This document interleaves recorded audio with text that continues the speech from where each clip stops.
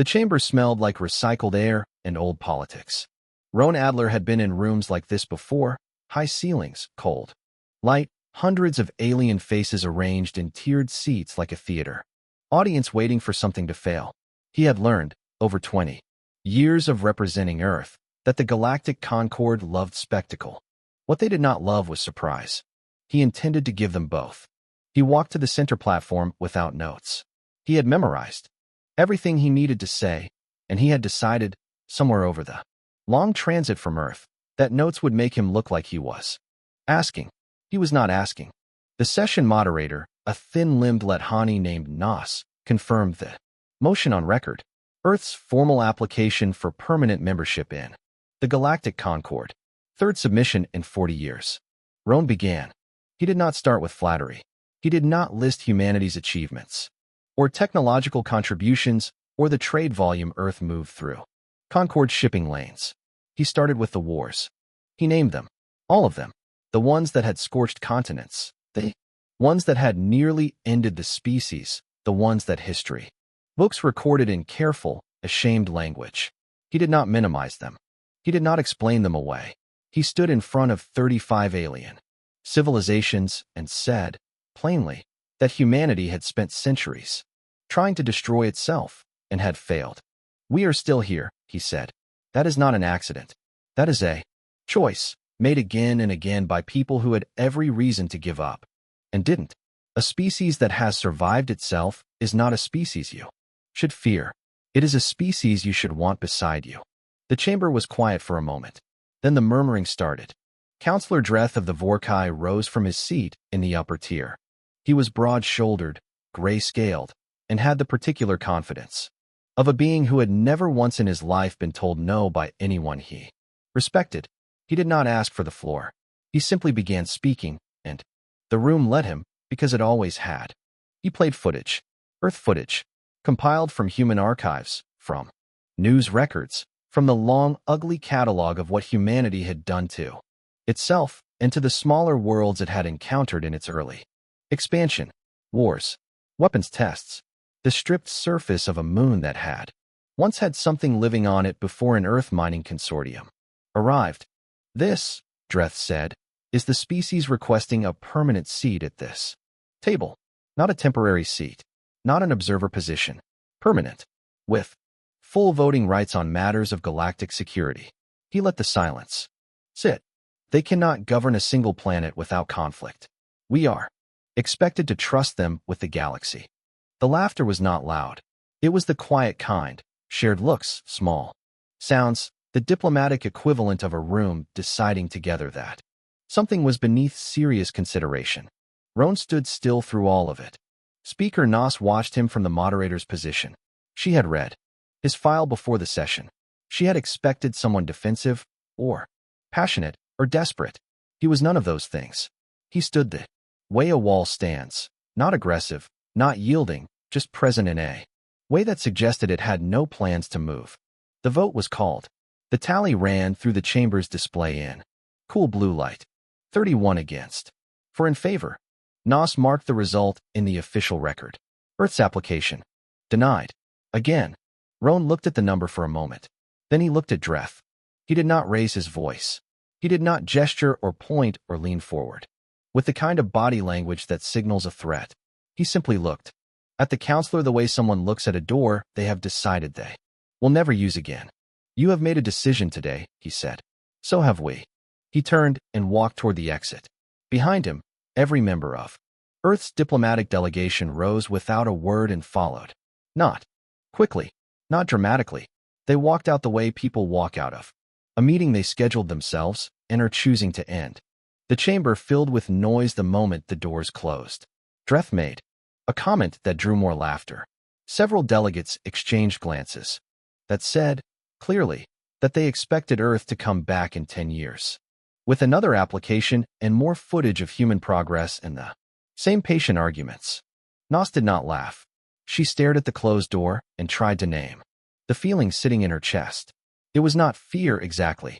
It was the feeling of watching someone walk away who knows something you don't. She flagged the session recording for personal review and said nothing to anyone. Aboard the transit shuttle pulling away from Orival Station, Roan sat in a small cabin and opened a secure line to a single contact. He typed 2 words. He did not add explanation or context or a time frame. Begin silence. He sent it. He closed the channel. He looked out the narrow viewport. At the stars, old light, patient light, light that had been traveling for thousands of years without asking anyone's permission. He thought the analogy was appropriate. The shuttle moved into the dark, and behind it, the station's lights stayed bright, full of people who thought the matter was settled. 6 months passed. Then the Concorde noticed the silence. It did not arrive all at once. It crept in, first as small delays, then as missed responses, then as a pattern that even the most distracted Concorde administrator could not ignore. Trade negotiation. Requests from 3 member species went unanswered for weeks. A pending border treaty with the Lethani sat in Earth's diplomatic inbox with no reply. Routine maintenance scheduling for shared deep space relay stations, the kind of communication that had moved back and forth between Earth and the Concorde for decades without interruption, simply stopped coming back. At first, the prevailing theory in Concorde intelligence was malfunction. Then it was bureaucratic backlog. Then, slowly and with some embarrassment, the analysts admitted the truth. Earth was not replying. Because Earth had chosen not to. Every human ambassador had been quietly recalled. The offices had been closed, not dramatically, not with any announcement, just emptied. Over a period of 3 weeks and locked from the inside. Human merchant vessels, when hailed at Concorde docking stations, were polite. They completed their transactions. They declined social berths and leisure, docking and every small courtesy that normally greased the movement of commerce between species. Then they left. Counselor Dreth received a briefing on the situation and dismissed it. With 4 words, "They are being childish." He scheduled no follow-up. Speaker Noss scheduled 3. She went through everything the Concorde's passive monitoring had collected from the edges of human space over the past 6 months. Trade records, shipping lane traffic, the low-frequency background emissions that large-scale construction activity always produced. She referenced the data twice and then sat very still at her desk for a long time. Human construction activity near the galactic rim had not slowed. It had tripled. No, closer to quadrupled in certain sectors. The energy signatures were enormous and consistent with large-scale industrial output, but the configurations did not match anything in the Concorde's known database of human infrastructure types. Not shipyards in the traditional sense. Not habitation rings. Not resource extraction platforms. Something new. She flagged the data as sensitive and did not share it with Dreth. Aboard the human deep space Tender Ardent's wing, Sub-Commander Yael Oren watched the repositioning orders flow in from Fleet Command and tried to understand the shape of what was happening. He was 29 years old. He had grown up in the generation that believed, genuinely, that the Concorde relationship could work, that patience and good faith argument would eventually move even the most stubborn galactic council. He believed it less today than he had 6 months ago. The orders did not direct Earth's outer fleet toward Concorde space. They directed it away, toward the rim, toward the dark between mapped systems, toward positions that made no sense from an offensive standpoint, but made very clear sense from another perspective he was only beginning to understand. He brought his questions to Admiral Syrah Vane. She was at her navigation console when he entered, studying a star chart. She did not bother to close. She was the kind of officer who had stopped hiding her work from subordinates decades ago because she had learned that confusion was more expensive than transparency. "What are we building?" he asked. She considered the question. "Distance," she said, "and the kind of strength that makes distance unnecessary." He waited for more. She offered none. He had learned, over the past year, that Vane communicated in exactly the words required and no others. The rest was his job to think through. He thought about it for the rest of his shift. The Concorde, growing more uncomfortable by the week, formally composed an official inquiry to Earth's government. It was written carefully, not as a demand, but as a concerned request for dialogue. It went through 4 drafts before the council approved it. It was transmitted on the primary diplomatic frequency, the same channel that had carried decades of routine communication between Earth and the Concord. Earth did not reply. The inquiry sat in the silence like a stone thrown into deep water with no splash. 3 weeks later, a Lethani survey drone on routine mapping duty near the outer rim completed its scheduled sweep and turned back toward home. On its return path, it crossed into a region of space that its NAV system had flagged as empty. The drone's sensors triggered an automatic capture sequence. The footage lasted 11 seconds before the drone's signal cut out. Not jammed, not destroyed. The connection simply ended cleanly, the way a door closes when someone on the other side of it decides the conversation is over. The 11 seconds of footage arrived in NASA's queue 2 days later. She reviewed it 4 times before forwarding it to the Concord's lead technical analyst with a single note attached. Identify this structure. The analyst returned a response within a day. The response was 2 sentences. The first said the structure was of human origin based on material signature analysis. The second said she could not determine its purpose, and she had sent it to 6 colleagues who had also been unable to determine its purpose. Nas looked at the frozen image on her screen. The structure was large, larger than anything Earth had built in Concord-monitored space before. It sat in the dark between systems like something that had been patient for a very long time. She thought about the way Roan Adler had walked out of that chamber. Unhurried, certain, like someone who already knew where they were going. She closed the image and began composing a request to open back channel communication with the Earth delegation, or whoever was left of it. She did not tell Dreth. She was developing, privately, the strong opinion that Dreth was the last person who should know. The intelligence team the Concord sent was their best. That made what? They brought back worse. For analysts, 2 Vorkai and 2 Parandi, dispatched on a quiet vessel with civilian registration. No Concord markings. No military emission signatures. The kind of craft that was meant to look like a trading scout and mostly succeeded. They approached the edge of human space from the galactic south, where the monitoring infrastructure was thinnest, and they spent 3 weeks collecting everything their sensors could pull without crossing into territory that would require them to announce themselves. They returned with raw data and careful, professional language that could not quite hide how shaken they were.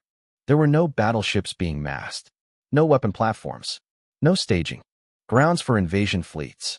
If the Concord analysts had been hoping for something they could point at and name, something that fit the known shape of military threat, they were disappointed. What they found instead was construction, but not the kind that fit any category. The installations were not defensive. They were not offensive.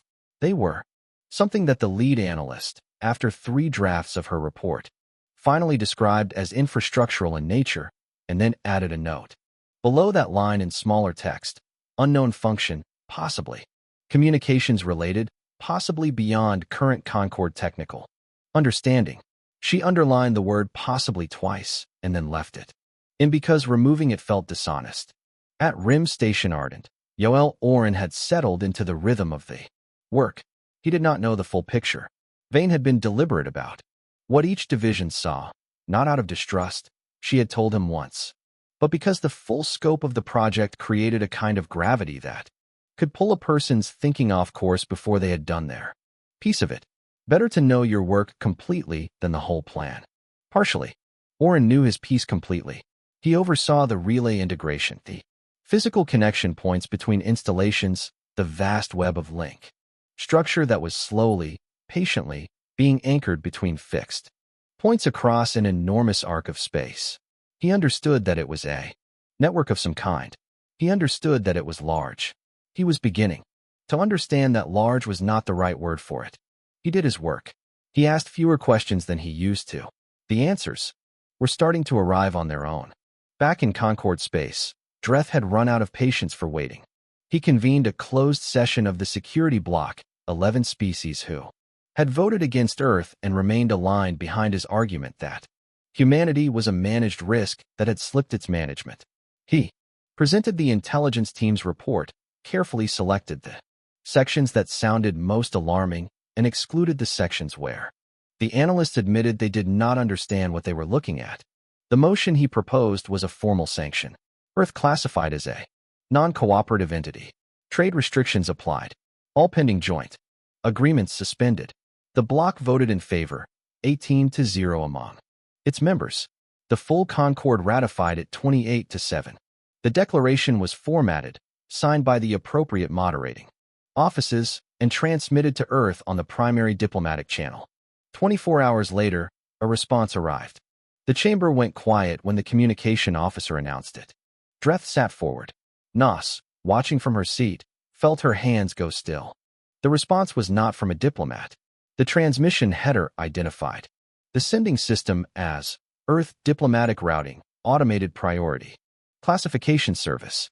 The message body was 2 sentences. The first, acknowledged receipt of the Concord's sanction declaration.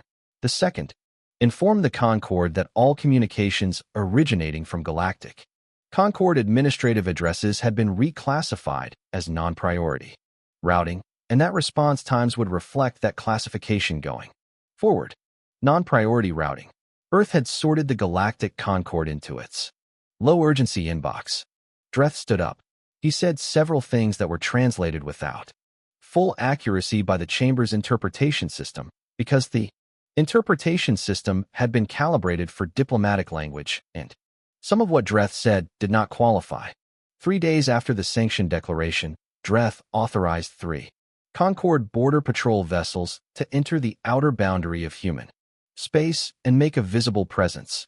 Not an attack, not a confrontation. Just a reminder that the Concord had reach and was not afraid to demonstrate it. The 3 vessels entered. They were gone for 2 days. They came back. That was the first thing everyone noted, with relief. They came back, crews intact, ships undamaged, no weapons fired in any direction, no incident report, no hostile contact documented. But the captains were quiet in a way that their crews found unusual. They requested individual debriefs rather than a joint report. In those debriefs, their accounts were consistent in every detail except one. None of them could explain, in technical language, exactly what had made them turn around. They had encountered no vessels, no weapons, no communications warning them away. They had simply reached a point. Each captain described it differently, but the core was the same, where they became aware that they were inside something, not a field, not a jamming zone, something that had no name in their operational vocabulary, something watching, not threateningly, just watching the way a very old, very patient thing watches something small move through its space. One captain said it felt like being studied. Another said it felt like being permitted. The third said nothing for a long moment and then asked for the debrief to go off record. All 3 sensor logs had been wiped clean, not corrupted, wiped with the kind of precision that required knowing exactly where to reach. Nos read the transcripts alone that night. Then she sent the back-channel request. It was time to talk to Roan Adler. The debriefs did not get easier with repetition. Concord Intelligence had hoped that structured questioning would produce something usable, coordinates, emission readings, a tactical detail they could work with. What they got instead was 3 captains who chose their words carefully and said, in 3 different ways, the same thing. We saw nothing, and we left anyway, and we were right to. The first captain described the feeling as a change in the quality of space itself, not a physical sensation, nothing his instruments confirmed, but a certainty that arrived from no identifiable source and did not leave until his vessel had moved back across the border. He was a decorated officer with 22 years of deep space command. He used the word certainty and did not apologize for it. The second captain said it more simply. She said it felt like standing in a room and realizing the room was aware of you. Not threatening, just aware. She said they turned around because everything in her training told her that when you do not understand what you are inside, you do not go deeper into it. The third captain requested his account go off record. Intelligence complied. His file was sealed. Nos read the first 2 transcripts and requested the third through a channel that did not route through Dreth's office. The sealed file arrived. She read it once and then sat without moving for a long time. The third captain's account was shorter than the others. He had written it rather than spoken it. The last line was, "I have been in combat 6 times." This was different. This felt like being counted. She filed it under her personal access classification and told no one. Her back-channel request to Roan Adler had been answered within a day. The reply was brief and said, in essence, 1 meeting, neutral location. No formal record, NOS alone. The coordinates that followed pointed to a small unmapped way station 3 transit hours outside Concord space. Old construction, privately maintained, the kind of place that showed up in no official database because no one had ever needed it to. She told Dreth she was taking personal leave for a health review. He barely looked up from his desk. The way station was smaller inside than its exterior suggested. Roan was already there when she arrived. He was sitting at a plain table, with nothing on it. No materials, no display, no drink. He looked exactly as he had in the chamber. Rested, patient, carrying something heavy enough that he had long ago stopped noticing the weight. He did not offer pleasantries. Neither did she. "What are you building?" she asked. "Something the Concord will eventually benefit from," he said. "Whether they want to or not." "That is not an answer." "No," he agreed. "But it is accurate." She tried a different angle. She told him what the captains had reported. She told him about the wiped sensor logs, the off-record accounts, the word one of them had used, counted. She watched his face for a reaction and found only attention. He was listening the way a person listens when they already know the ending of the story but are willing to let you finish. "Were they in danger?" she asked. "No." "Were they being watched?"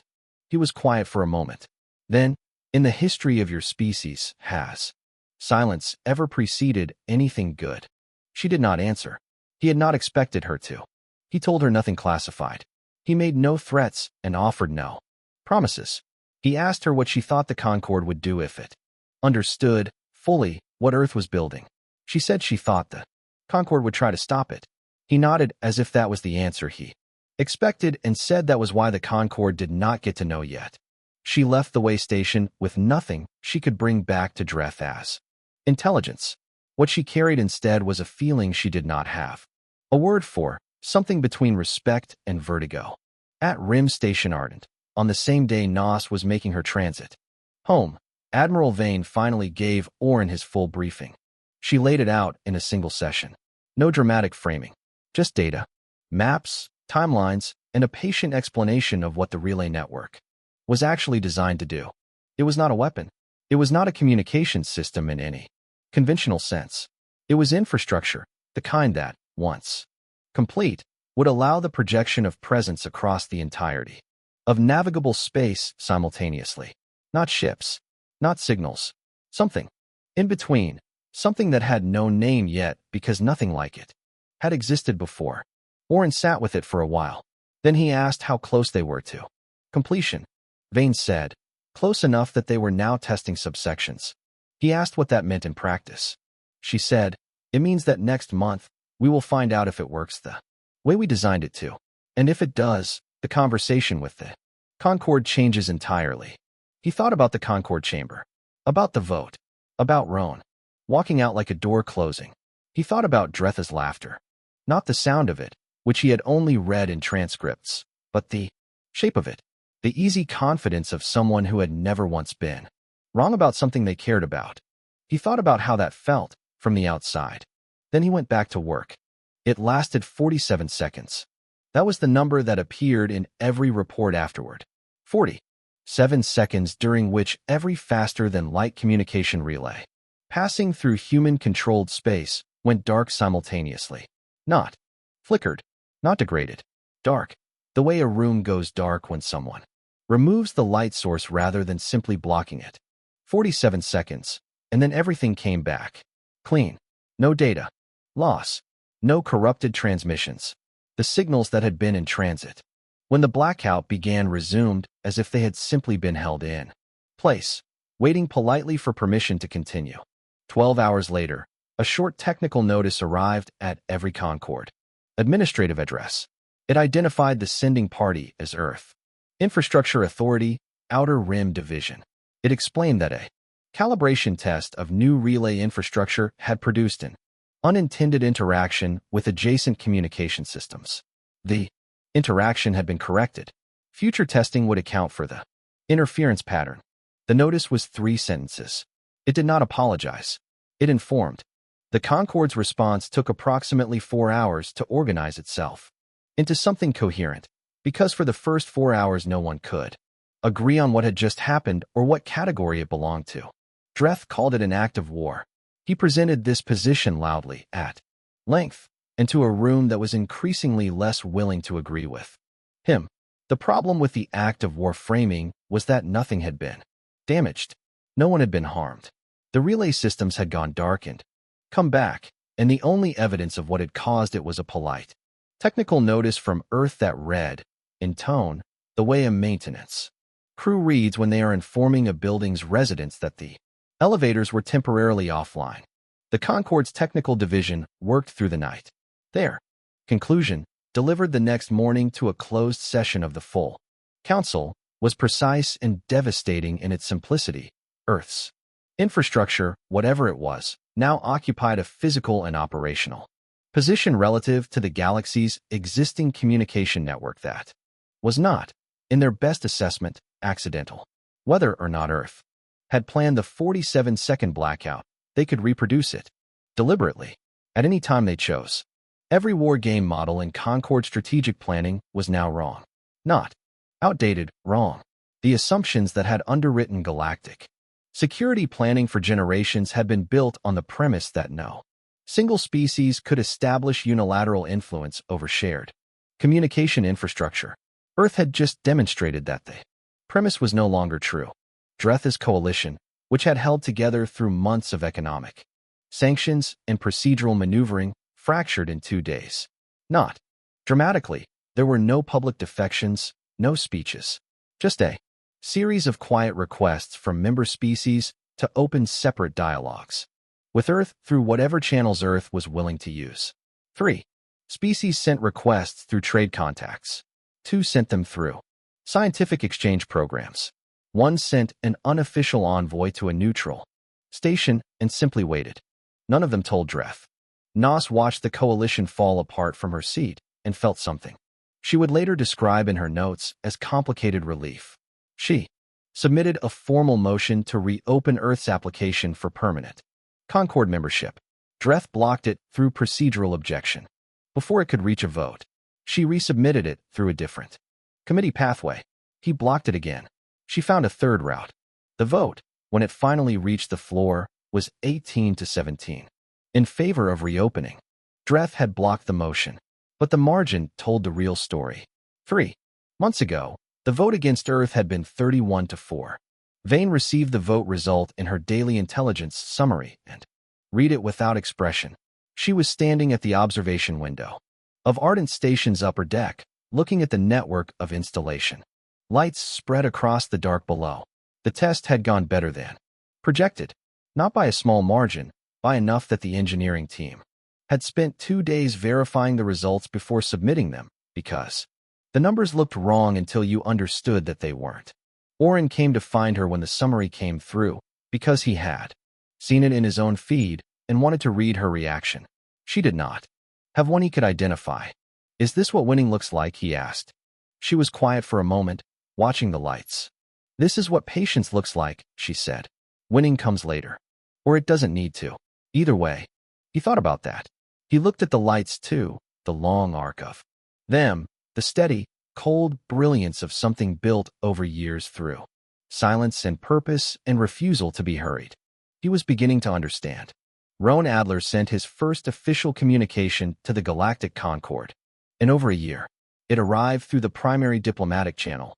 The same one Earth had been auto-sorting into non-priority for 12 months. It was flagged as priority by the sending system. It was short. "Whenever you are ready, we will be at the table." That was all. In the Concorde chamber, someone read it aloud. The room was very quiet. For a long time afterward, Arrival Station looked the same. That was the first thing Roan noticed. When his shuttle docked, the same recycled air, the same high corridors, the same cold light that made everyone look a little like they had not slept enough. Stations like this never changed. The politics inside them changed constantly. The architecture pretended otherwise. He had not been here in 14 months. He walked to the Grand Concord chamber alone. No delegation behind him. This time, that had been a choice, deliberate and symbolic. He carried a single document in a sealed case. He had written most of it himself, with input from Vane and a small team of infrastructure specialists. It had taken 4 months to get the language right, not because the ideas were complicated, but because the ideas had to be understood, without being feared, and that was always the harder problem. The chamber had changed in the ways that mattered. Dreth was still in his seat in the upper tier, but he looked like a man who had recently lost something he had not expected to lose. His block had not abandoned him entirely. He still had allies, but the geometry of the room had shifted. The species that had clustered near him 18 months ago were distributed differently now. Some sat closer to the center. Some had left gaps. Speaker Nos held the moderator's position. She had been elected to it 6 weeks ago in a vote Dreth had opposed. She called the session to order without looking at him. Roan was given the floor. He did not make a speech. He opened the sealed case and placed the document on the reading surface in front of him, and then he described what was in it simply and directly. Earth was proposing a joint deep space relay network, open access for all Concord members, maintained by Earth's Infrastructure Division, governed by a new Joint Oversight Council with equal representation. 1 seat per species, regardless of economic size or military capacity. No species, including Earth, would hold veto authority over the council. All decisions by supermajority. The network, he explained, was already built. Earth was not asking for permission to construct it. Earth was asking whether the Concord wanted to be part of running it. The room took a moment to absorb that. Dreth rose. Roan had expected this. He waited. Dreth spoke for a long time. He was not wrong in the ways that mattered. Most, he was right that Earth held structural leverage, right that offering to share infrastructure you already control is not the same as not controlling it, right that generosity and dominance could wear the same face. He made the argument with real force and some genuine passion, and Roan let him make it completely without interruption, because the argument deserved to be heard, and because interrupting it would have been cruel in a way Roan had no interest in. When Dreth finished, Roan said, "You are not wrong about the leverage. We have it. The question before this council is whether we use it alone, or whether we build something with it together. Earth's history, which this chamber has reviewed in detail, contains both answers. We are asking to choose the second one. With you." The debate ran for hours. Nos managed it without putting her thumb on either side. She was scrupulously fair, which Roan respected. The vote was 28-7. Earth was granted a permanent seat in the Galactic Concord. Roan accepted it without ceremony. He thanked the chamber in 2 sentences. Then he immediately moved to the first order of new business and introduced a motion for a joint relief mission to Parandi 4, a member world that had been struck by a pulsar event 3 months ago and was still managing the aftermath largely alone. He attached a logistics outline showing that Earth had 12 vessels staged and ready to deploy pending Concord authorization. The ships had been waiting since before the vote. The motion passed in 9 minutes. It was the fastest vote in Concord records that session. Oren was watching the feed from Ardent Station when the result came through. He was standing next to Vane because she had called him to the observation deck without explanation, and he had learned that this meant she wanted company rather than conversation. They watched the vote tally update in silence. After a moment he asked, quietly, if they should have fought. Vane looked at the network of installation lights spreading out below. The completed arc of them now, every section online, every relay live, and said, "We did fight. Every stage of construction was a battle. Every month of silence cost something. Patience is not the absence of force. It is force, held until it becomes undeniable." He thought about that. He thought about Roan walking out of a chamber that was laughing at him, walking out without anger, 2 words already typed and ready to send. Begin silence. In her office, Nos finished the account she had been writing for months, a record of everything she had seen and heard and inferred. From the beginning of this to the end, she had not been commissioned to write it. She had written it because she thought someone should, and because she had been, by accident or by design, positioned to see most of it clearly. She ended with an observation she had been turning over for weeks. They had promised war.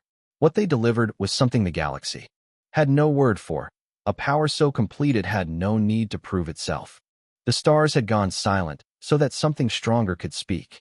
She saved the document. Some distances, she wrote finally, closed themselves.